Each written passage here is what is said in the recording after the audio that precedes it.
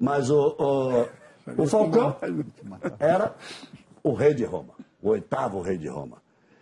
E o nosso José Reinaldo de Lima era o rei. Simplesmente o rei.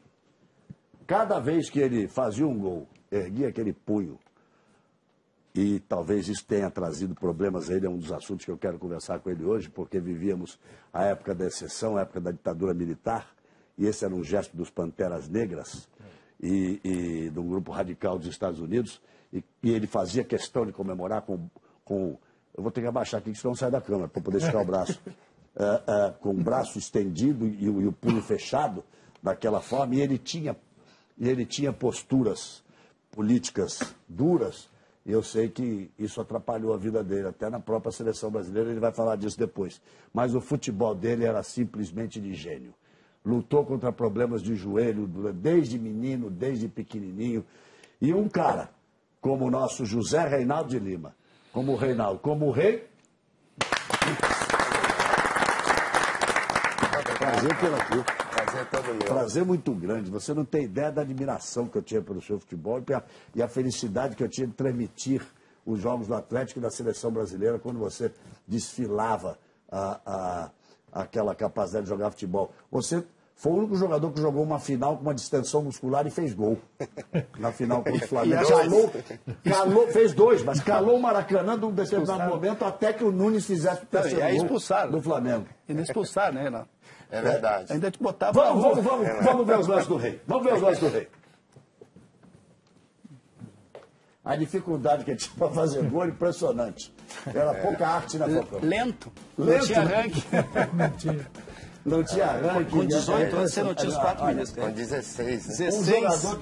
Alberto Helena, você que como eu, como o Arnaldo, somos mais antigos, um jogador completamente... Hoje as pessoas gostam de dizer diferente, 16, diferenciado. Diferenciado. Não é? 17. Ele era um centroavante espetacular, porque tinha muita técnica. Olha lá. Com 17 anos ele não tinha nenhum menisco já. Esse é o jogo. Esse é um dos dois, esse é o segundo. Esse aí, ele nem andava em campo. E fez o segundo gol. E olha lá, olha a comemoração. Olha lá a comemoração. O Reinaldo parou cedo. O Reinaldo Galvão passou quase 10 anos jogando com uma perna que quase não dobrava. Era como se alguém dirigisse um carro sem amortecedor. Era assim que o Reinaldo corria, com alguém dirigindo um carro sem os seus 4 amortecedores. Era como ele jogava os seus 4 meniscos. É verdade, Galvão. Desde que eu iniciei o primeiro campeonato brasileiro meu, eu já sofri uma lesão de menisco. Eu operei o menisco no primeiro campeonato brasileiro com 16 anos. Com 17 anos, eu voltei a operar o outro joelho. Quer dizer, com 17 anos eu já tinha operado todos os 4 meniscos. E eu tive muita dificuldade, porque a medicina não me dava não tinha esse recurso, né? E a conduta do médico era muita punção e infiltração. Isso, sem dúvida, que me prejudicava e injetava cortisona. Isso tem sequela até hoje por causa disso, né? Foi uma carreira muito dolorida, muito intervalada por causa das contusões, mas eu tive a oportunidade de registrar, escrever um pouco na história do futebol, pentacampeão do mundo. Então, eu fico muito feliz de ter a oportunidade de ter jogado, ser artilheiro do Campeonato Brasileiro, jogar com o Falcão na seleção, né? Você transmitindo os gols, gritando os gols, isso tudo me enche de orgulho. Eu fico muito feliz, queria fazer mais para o futebol, mas desde que eu comecei a jogar futebol foi com dor, com muita dor. Depois da Copa de 78, eu fui para Nova York operar o joelho, aí operei, fiquei 9 meses parado, minha flexão do joelho com limitação de 70 graus, eu joguei ainda mais 8 anos com a perna dura. E você quase foi para a Copa de 82, você jogou com o Tele algumas partidas das eliminatórias de 81, das eliminatórias da Copa de 82, e ainda voltou a ser convocado em 85 pelo Evaristo. Edu e Evaristo. Pelo Edu Evaristo em 85, quer dizer... Na excursão de 81, acho que ele foi titular. Fez um gol importante. Ele jogou as 2 partidas contra a Bolívia, jogou uma goleada contra a Venezuela, nas eliminatórias contra o Tele Santana em 81, que depois a condição física já não... Ele era tão importante. Ele era tão importante para a seleção brasileira. Exatamente. Você ia falar do Náutico. Exatamente. Que o técnico da seleção, à época, na excursão de 78 para Europa e Ásia, o técnico era o Cláudio Coutinho. Ele botou lá aquele gladiador lá, o Nautilus inteiro dentro do avião, quase derrubou a gente, porque aquilo pesava até o diabo, só uma outra época. Hoje, na casa das pessoas, você tem aparelhos múltiplos de fazer musculação. Naquela época não tinha nem nos clubes. Era saquinho de areia ainda. Era saquinho de areia. A então CBD, que ainda não era CBF, foi buscar no exterior um aparelho que se chamava Nautilus, que era um aparelho múltiplo, onde se fazia peso, você fazia exercício de braço, de perna, e esse aparelho era do rei. Não era para a seleção brasileira. Era um aparelho para que o rei se... Sabia disso, Caio? Não. Não sabia, tá vendo? Não sabia. Esse aparelho foi levado para Mar del Plata. Foi levado para Mar del Plata na Copa do Mundo, que era para esse cidadão aqui treinar. É verdade. Que era para ele treinar, para ele poder se recuperar, para fazer aquele gol de cabeça na estreia contra a Suécia que ele fez ali. É verdade. O aparelho era dele, veio do exterior. Olha como os tempos eram diferentes. E a consideração que se tinha pelo futebol desse moço. Que depois entrou para a política e agora voltou para o futebol. Voltei para o futebol. Largou a política e voltou para o futebol. Larguei a política para voltar para o futebol. Bem, né? Da onde que eu nunca deveria ter saído. Né? Você foi deputado, você foi vereador. E agora eu sou treinador do Vila Nova. Me diga uma coisa, Vila Nova de Nova Lima. Um grande amigo meu que está ali, vamos falar do Vila Nova, do Nova Lima, para a gente também fechar esse primeiro bloco. A história do... Do braço erguido. Era mesmo. Na verdade é o seguinte... Era uma simpatia pelos Panteras Negras? Na verdade era um gesto socialista, revolucionário. Mas como existia toda essa repressão, essa censura, aí começamos a dar uma conotação assim das panteras negras, uma conotação mais racial. Mas era um gesto socialista. Um gesto socialista. Não, da sua revolta interna.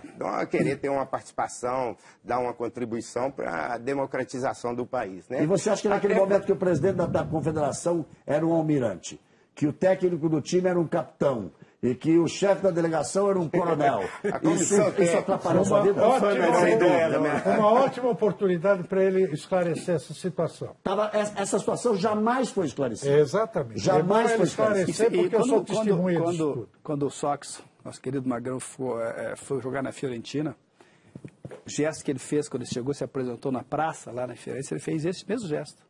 O jornal, no outro dia, o Unitá, que é o jornal comunista na época, ele disse assim, Sox é um dos nossos. Você se sentiu perseguido? Eu sofri bastante retaliações com isso, fui aconselhado a mudar esse gesto até pelo André Richer, que era o diretor de futebol da CBF. E também, logo que o Heleno Nunes, também almirante, foi para a Argentina, na Copa de 78, ele desembarcou lá depois daquela primeira fase e sacou eu, o Zico e o Cerezo do time, né? Então já tinha, quer dizer, era tudo muito secreto, mas a gente sabia que sofria uma pressão, né? O Cláudio Coutinho, o capitão Cláudio Coutinho, que era um admirador que eu tinha, um gentleman, uma pessoa que fez tudo para que eu permanecesse na seleção e jogasse essa Copa do Mundo. É muito importante dizer isso, porque o capitão Cláudio Coutinho sabia muito bem separar as coisas e ser o técnico da seleção brasileira, mas era importante que ele falasse isso. Porque em 78, na excursão, essa excursão para a Europa e a Arábia Saudita, o Reinaldo tinha dado uma entrevista aqui para o jornal Movimento, em que ele expunha suas ideias e tal, esquerdistas e a favor da volta à democracia, etc. e tal. E aí, o Coutinho recebeu... Só para localizar que o Movimento era um jornal de superoposição ao regime militar daquela época. Era um jornal praticamente substituto do panfleto. E o o Cláudio Coutinho recebeu ordem para tirar o Reinaldo do time. Da seleção. E ele se negou e defendeu o direito do Reinaldo se expressar como ele quisesse, aonde quisesse, da maneira que quisesse. Bacana. Então é bom que fique muito claro isso com relação A memória do Cláudio Coutinho, que era militar, era um oficial do Exército Brasileiro, que, embora estivesse já como é que chama? Na reserva. Né? Estava na reserva, desde 70 ele estava na reserva, e eu estou falando de 78. Então é bom que isso fique claro. E é bom que fique claro que ninguém está falando nada contra os militares, era apenas um momento do Brasil em que existia um conflito de ideias, um conflito de posições, e a posição do Reinaldo acabou criando problema com alguns representantes de quem comandava o governo. E só acrescentando, naquele Galvão, houve também, e vários dessas figuras citadas aqui, e depois assumiram isso publicamente, não foi um pedido oficial, mas houve uma interferência do regime de exceção liderado pelo general Videla da Argentina, pedindo para que fosse pedido ao Reinaldo para ele não fazer esse gesto. Porque também, a Argentina no momento da Copa do Mundo, a a Argentina também vivia uma ditadura muito cruel. muito violenta. Com muita violência. O Jorge Rafael Videla era o presidente argentino, o general Jorge Rafael Videla, e foi sim. Ele pediu aos organizadores do Mundial que pedissem ao almirante Heleno Nunes que pedisse alguém para que o Reinaldo não fizesse gestos. Parte de uma história de um Brasil que muitos não conhecem e que alguns sofreram muito e que, graças a Deus, superamos isso tudo.